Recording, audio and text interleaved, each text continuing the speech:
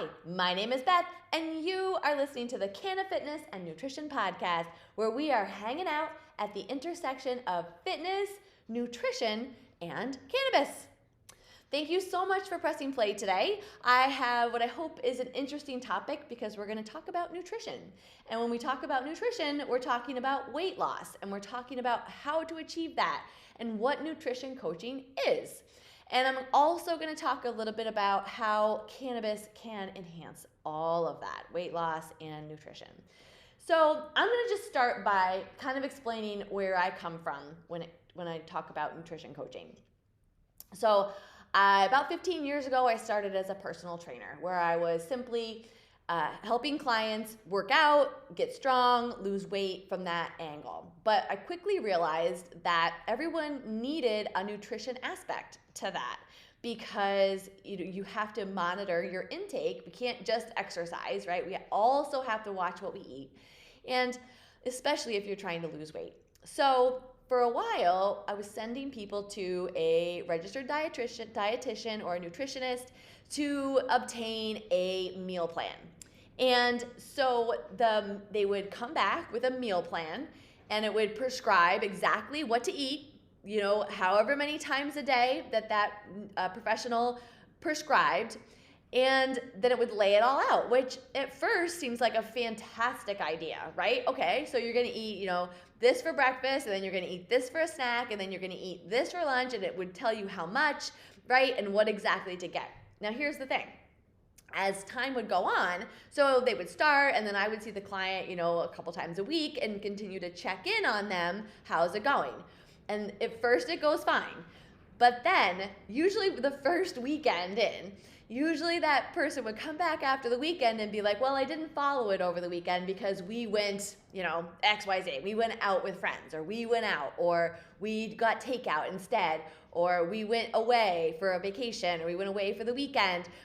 Weekends are the hardest, and I think now I know at this point it's unrealistic to expect someone to adhere to a very strict diet meal plan on a weekend when now you've got social involvement, you've got your partner or friends involved or family, and they're not going to follow that. They don't necessarily want to do that. And also, we're just average people. We're not out here stepping up on a bikini stage to be judged in a bikini at all. We're just trying to fit into our jeans again, look good in pictures, feel good about ourselves, drop a few pounds. So, it's one thing to see, again, bikini competitors, to see them follow a strict diet, 7 days a week. But for the rest of us, it's just not necessarily realistic. So as soon as usually that first weekend happened and they didn't follow it, then it would vary. Some people were able to get right back on it on Monday and continue in through a week. And some people got really discouraged after that because the weekend happened, they weren't on their diet plan, and then they would get discouraged. Like, I can't do it. Obviously, this isn't working. So when I noticed that, I started to realize early on in my career that it was really the behaviors that needed to change, not so much that people needed a prescribed meal plan. Here's the thing. Nutrition information is out there. It's out there everywhere. In fact, there's probably too much of it. If you really think about it, I mean, I'm a product of the 80s and 90s, so I've seen everything from cabbage soup diets to Atkins to South Beach. Remember that one? Now it's keto and paleo and Whole30. So there's always nutrition information out there, and in essence, all of those same plans are trying to do is to limit intake, right? We're limiting intake. So at the end of the day, what really matters is limiting intake. So we need to find ways to do that, right? And then again, the more I talked to clients and the more I shared my own experiences, I realized that it's the behaviors that needed to change. For example, again, I'm a product of the 80s and 90s. So there was lots of information. Low fat, that was a big thing for a while. And I dabbled in all of the things. I would see an article in a magazine and it would say, eat this for breakfast, this for lunch, and this for dinner, and you'll, lose pounds. So, I would try that.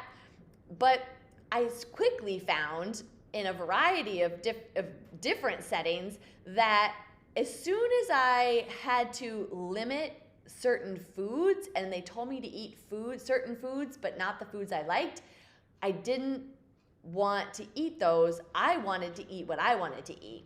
So if they told me, for example, if they said, you're going to eat a piece of fish and broccoli for lunch, right? Well, I don't really care for fish and I didn't feel like eating broccoli for lunch. So if I ate that, then all I could think about was what I really wanted for lunch, which was maybe a sandwich from Jimmy John's, right?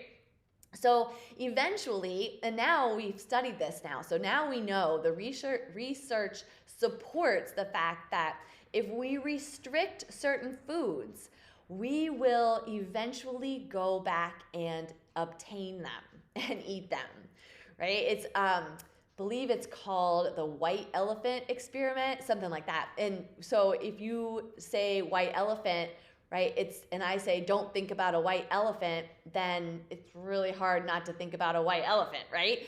So you get the idea. It's really hard to overcome a strong desire in our brain. So if you really enjoy having, certain foods for dinner, then me telling you to eat, 4 ounces of tilapia and some asparagus, yeah, that's going to make you lose weight. But if you don't care for that, you're eventually going to just succumb to whatever it is that you really want to eat for dinner. So given all of that and my own experience, again, with trying to restrict, but then just ending up overeating, I realized that it's the behaviors that need to change. We need to change our behaviors and find a way to eat what we like, but in moderation. Now, on top of that, I also quickly realized that stress eating, emotional eating, boredom eating, that these things were off the charts. I experienced it myself, and I believe I shared a little bit about that in an earlier podcast, but just so you know, there were a lot of years where I was unable to control the urge to eat, and I didn't know why. But what I realized through some therapy and through some, getting assistance from a coach was that I was actually dealing with feelings and not hunger. So I thought I was hungry, but I was really just having feelings, and I was using the food to feed those feelings instead of dealing with the feelings themselves. So for example, if I was sad or lonely, I would think that I could be satisfied by a sandwich. But really, the sandwich, I'm not hungry for a sandwich. I don't need a sandwich. I really needed to let out my feelings, maybe call a friend, and not feel quite so lonely. So deal with the feeling that was actually happening and not the craving that I was trying to cover up the feeling with. So that really became clear that this was a real problem for a lot of people. And I do tend to primarily work with women. However, I have noticed that it is not only women that experience anxiety, stress eating, and emotional eating. It is men too. So no matter your gender, it applies to all of us. And I think that, it's a really easy way to use food to cope. Because we have a lot of stress, a lot of anxiety, and it's hard to deal with emotions. And so food is an easy go-to. So fast forward, and I found a certification called Moderation 365, where the philosophy is that we can eat anything we want in moderation any day of the year, so 365 days. We don't eat special on certain days. We don't eat more or less. There's no cycling. There was carb cycling, if you remember that one. But there's no cycling to it. It's just day in, day out. We eat what we enjoy because food is pleasurable, right? We're supposed to get joy from eating. It's social. It's nourishing. We're supposed to enjoy eating. And being able to do that every day, but in moderation, which means that we need to be working on the behaviors. And then when we drill down even further, what drives our behaviors, getting away from our emotions driving our behaviors or our social setting driving our behaviors, our natural sensations of hunger and fullness and energy and satisfaction, those need to drive our behaviors and not just our social environment. So I became certified in what's called Moderation 365, and I learned a lot of tools. Some I already knew because I've been doing this intuitively for a while, but I learned a lot of tools, and that became a good part of my coaching programs that I do online or with clients. So I have some set programs that I do. One is 10 weeks, one is 12 weeks. But I also do what I call a la carte, which is, dealing with whatever the client needs to work on. So that's the basis of nutrition coaching. It is finding the way you need to eat for your lifestyle that reduces your intake, optimizes the nutritional factor, creates healthy behaviors, but also gives you a calorie deficit so that you can lose weight. And I keep you accountable for all of that. So really the successful elements when we're talking about that is mindfulness. Now, I don't love that word because I feel like as soon as I say mindfulness, people's heads, their eyes roll back in their head and they just kind of like get a glazed look when I say mindfulness. Mindfulness is just paying attention, okay? Paying attention, that's all it is. So the successful elements of weight loss with this method are paying attention and accountability, right? So paying attention to what you're doing and then being held accountable to make the choices that you need to make for success, right? And what I'm finding is that works fantastic. So you learning these behaviors, relearning the behaviors that you need to, working within your lifestyle, and then being held accountable forces the change to happen.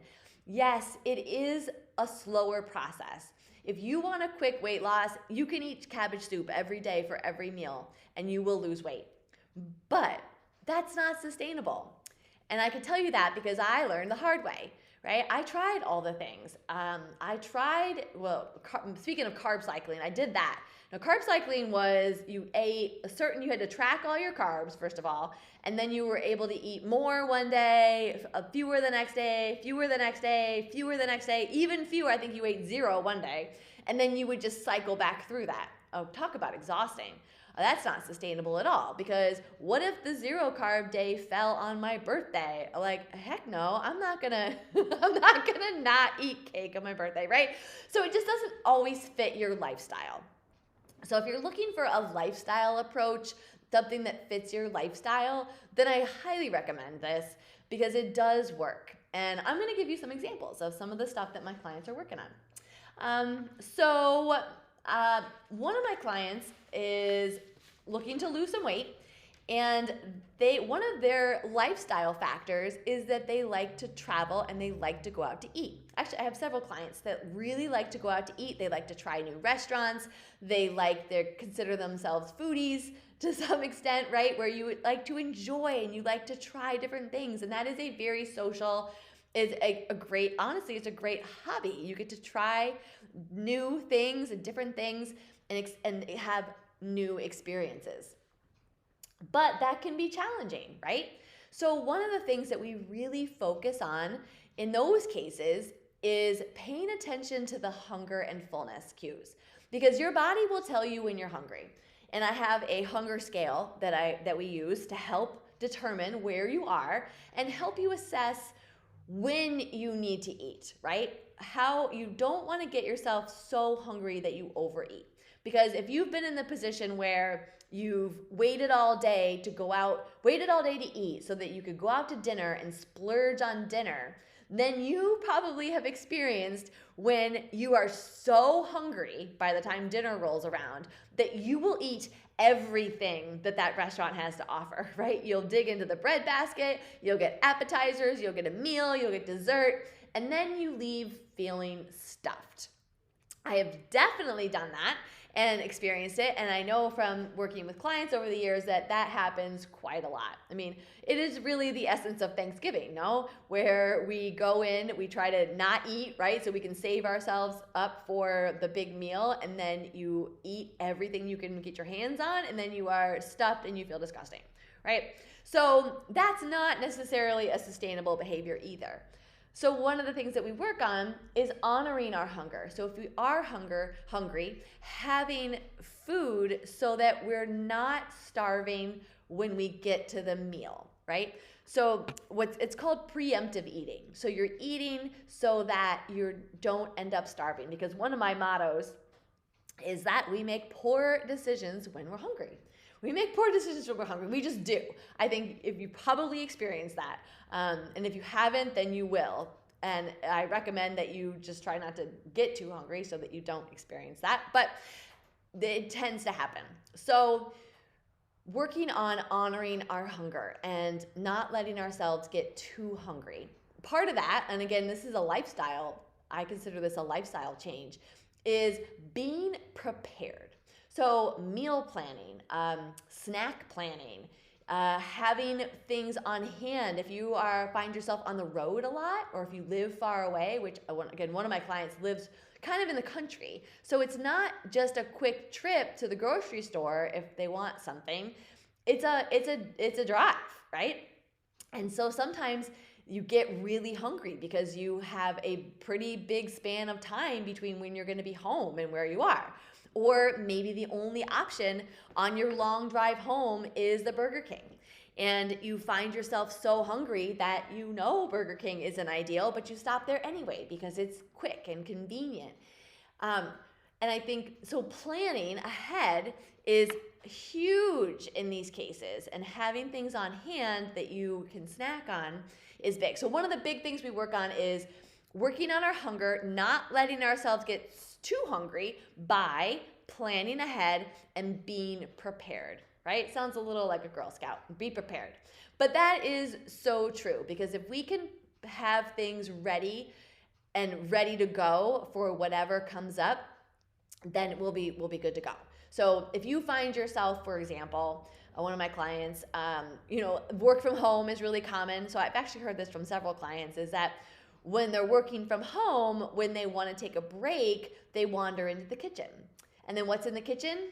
Food, right? And then they graze and they pick at whatever seems good at the time.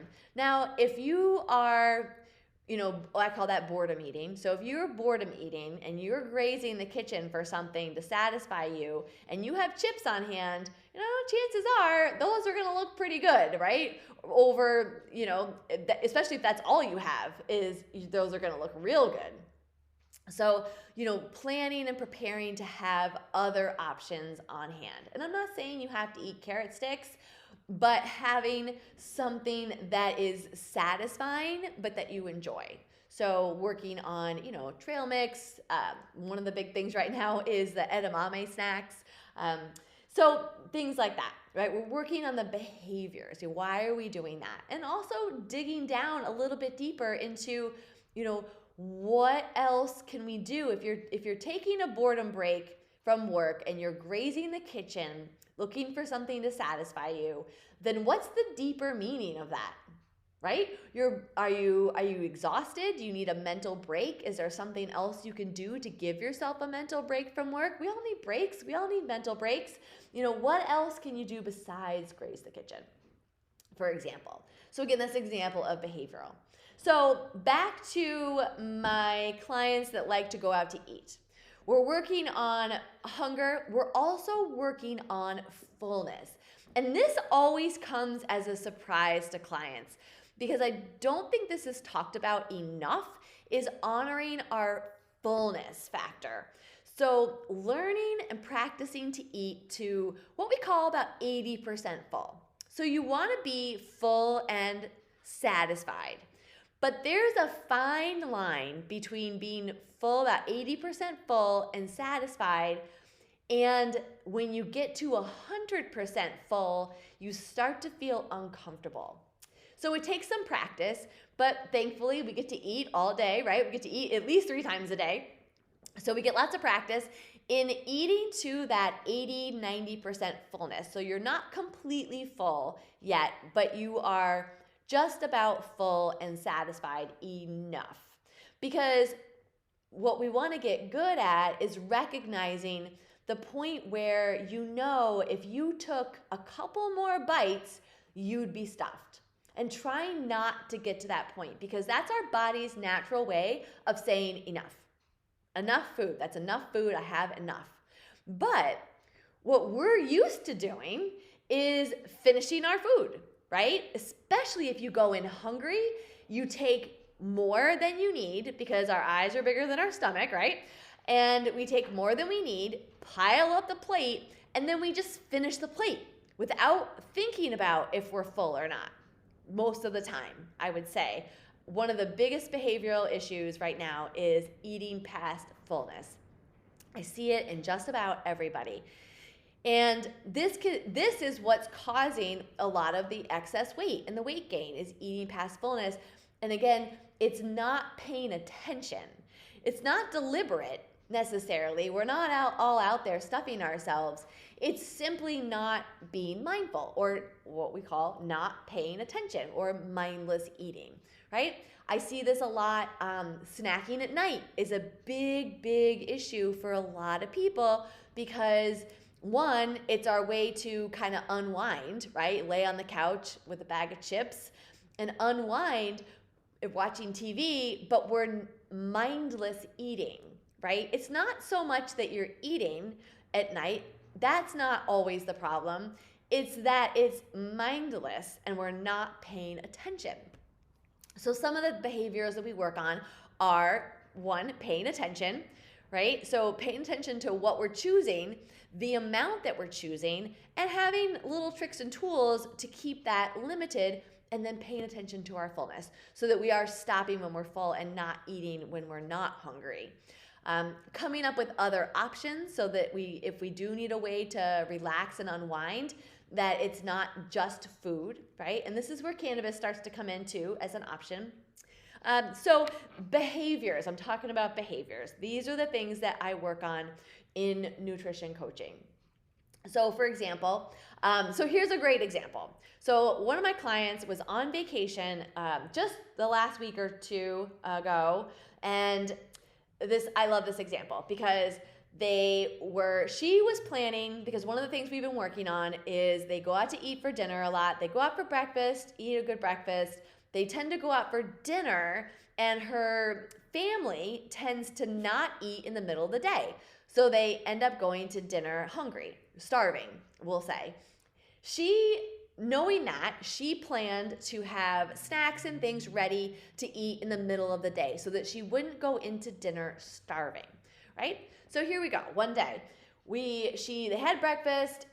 She was hanging out by the pool or whatever and had some snacks or a light lunch during the day. So it was dinner time. They had reservations.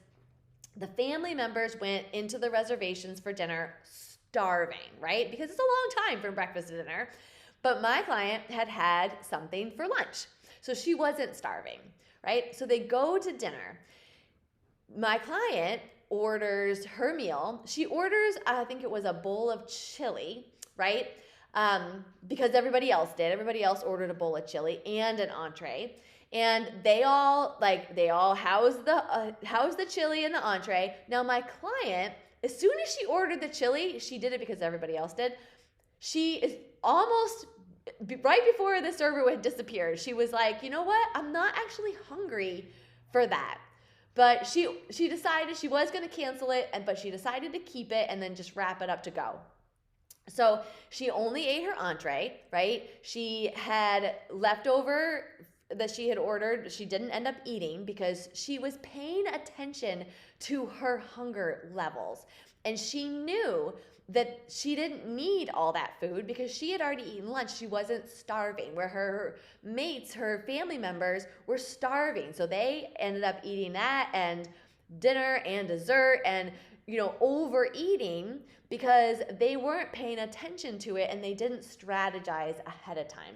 Whereas she was able to order something that she wanted, right? Eat it in moderation. I believe she took home the chili that she didn't eat because she decided she wasn't hungry enough for it. And it was either this instance or a different one where she went ahead and just wrapped up the rest of her food. And she's actually they go out to eat a lot. So she's getting really good at taking home leftovers because that's mindfulness. And I said, this is really epic mindfulness right now because of all the different ways she paid attention. She paid attention to the fact that she wasn't hungry enough to have soup and a meal. She paid attention enough to know that she was full and wrapped up the rest. She paid attention enough to know that she needed something to eat in the middle of the day so that she wouldn't be starving, right? And she had 1,000 examples, and I could probably just go through all of them. One of my other favorites was they went out to seafood restaurants, right? Pretty straightforward. It's usually seafood and then some sort of carb, right? At most restaurants. And, and again, I'm all about enjoying the food. Like, get what you want. So she ate her meal. They had ordered, I believe, hush puppies, and they split them. But she, knowing that that's not the most ideal food, she ate them, but she ate them slowly and then savored them and enjoyed them. And she made a point to do that, and she made a point to bring it up and tell me that. And that, like I said, is epic mindfulness because she's truly enjoying those hush puppies, right? If you like them, eat them, but you don't necessarily have to eat them by the handful. You can enjoy them. And then what she said, which is my favorite term ever, is I was good. I was good. That's my favorite. When my clients get to the point where they say I'm good, then we know that they're right on track because that is paying attention to what you need, not depriving yourself, but paying attention to what your body needs and when your body's had enough. And I know it sounds almost like too simple to be true, and it is nuanced, but that's why I do what I do, is because as a nutrition coach, I really wish I had this at certain points in my life. I had to figure it out myself, but to be able to, troubleshoot, going on vacation, going out to eat. One of the things that we work on, honestly, is like with one of my clients is, the weekends are kind of hairy with socializing. So we strategize through the weekends. The weekdays are kind of routine, but weekends we strategize and we go, okay, where are you going? What are you guys going to do? What are the options? What can you do to make sure that there's healthy choices? What can you do to keep things in moderation? Paying attention to the fullness means that you are taking home leftovers, wrapping things up, not just eating everything on your plate. And there's a lot of mindset factors that come with that because I know it's been ingrained in a lot of us not to waste food as a society, right? We don't like to waste food. So, getting over some of these hurdles can be hard. So there's a lot that goes into it. When it comes to cannabis, now the cool thing about cannabis, and again, when I say cannabis, I'm talking about both CBD, which is the non-psychoactive, there's no high to CBD, and THC, which is the psychoactive component. Both of those types of cannabis, which are the two main types, both of those heighten our senses.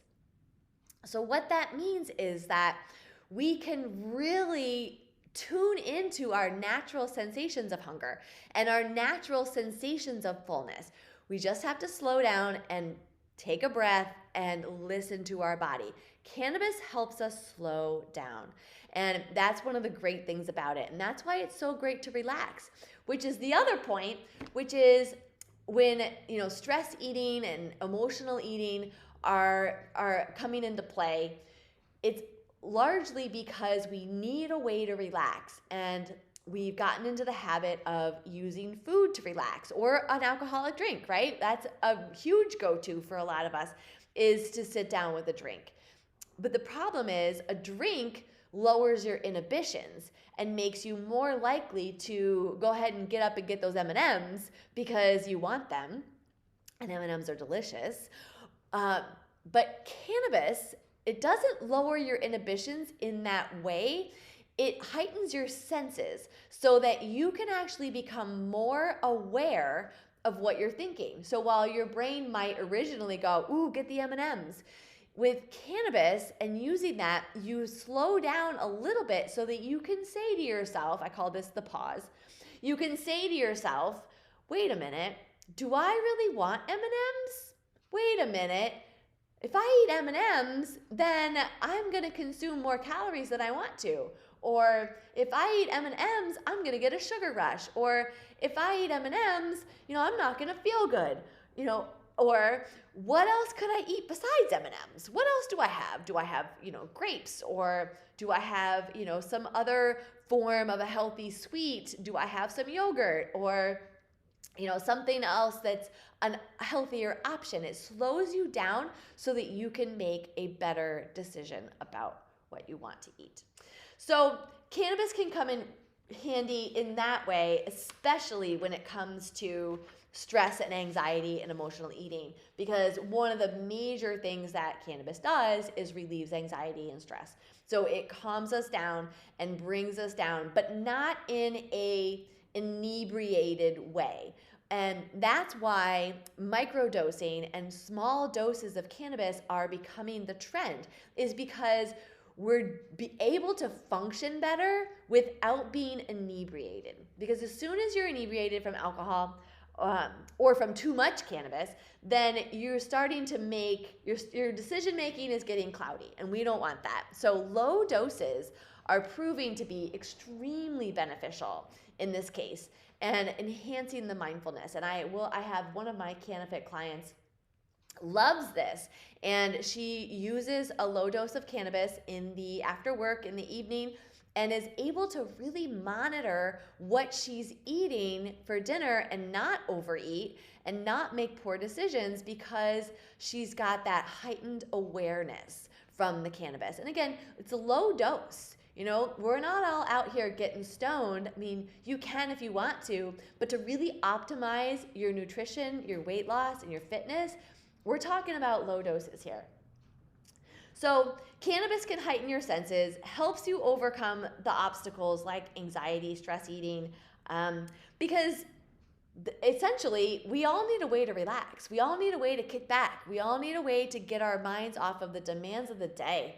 And I know alcohol has been kind of the go-to for years and years and decades, but cannabis is the new way, because again, we're not getting inebriated. We're not getting into that poor decision-making factor. We're heightening our senses, but slowing our minds down. So a couple more examples, and then I'm gonna wrap it up. But for nutrition coaching, we work largely on planning and organization. So meal planning, organizing your lifestyle, having snacks prepared, things like that. Basic nutrition, so increasing protein intake, keeping tabs on the overall intake, not so much counting calories per se, if that's not your thing. It's not necessary. You can monitor your intake in other ways, but making sure that you're getting adequate protein, not overeating carbs, because that's easy to do, healthy fats, balancing what you like. Working with your lifestyle. So again, if you like to go out to eat, or you have a really busy social life where you're not always in control of what your meal planning, if you like to go on vacation, if you like certain foods, or if you consider yourself a picky eater, that's some of the stuff we work around. Trying to eat fewer convenience foods, because one of the big issues that I see right now is that convenience foods are easy, right? So it's really easy to order Grubhub. It's really easy to get Uber Eats, and it's really easy to get things out of convenience that aren't necessarily healthy. So other ways around that. Organizing. And then ultimately, the real key to the success of this is the accountability, which is why I meet with clients weekly. At first to establish these great goals, and then we can slow down as things get into more of a routine. But there is a period where it feels messy to do this, but it is 100% worth it. And when I see my clients getting into this rhythm and finding these great behaviors and making these changes, it's just everything, because I know that with these consistent good behaviors, that's when the weight loss happens. And if you think about, the times you maybe have tried, you're like, okay, I'm going to get it together. But then as soon as, a hard weekend happens or something throws a wrench in it, maybe someone gets sick or you have to work late or whatever, and then you're off track, right? Immediately off track. And most of the time, what I see clients do is they're like, well, you know what, I'll come back to that in a few weeks or in a couple months. I'll come back to that. I need to get into a better place to deal with that again. But then if you keep waiting months and months to try again, you're never going to get into the rhythm of it and never going to really see any change. And I think that's honestly a big part of the problem in our obesity epidemic right now, is that it's not easy to work with these things, and it's not easy to keep going when there's obstacles. So that is why I do what I do, and that is just a little bit about nutrition coaching. I'd be happy to share more details or specifics. If you're interested, please just shoot me an email or find me on Instagram. And if you have any questions that you'd like me to tackle, or if you'd like me to elaborate more on certain aspects of fitness, nutrition, or cannabis, please let me know. I'm here to, hopefully this is all helpful information, and I'm here to educate and I'm here to help. My email is beth@cannafitnessnutrition.com, which is all one word. And I'm on Instagram. It's Beth_Canna Fitness Nutrition.